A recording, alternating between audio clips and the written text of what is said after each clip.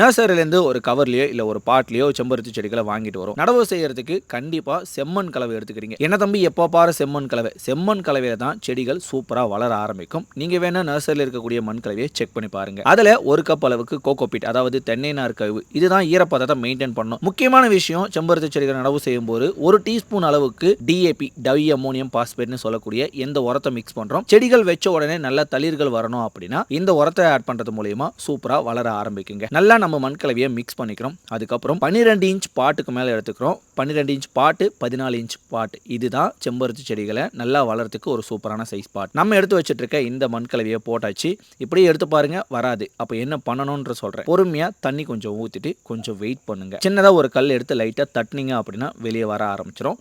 அப்படியே எடுத்து நம்மளோட பாட்டுக்குள்ளே வச்சிடலாம்.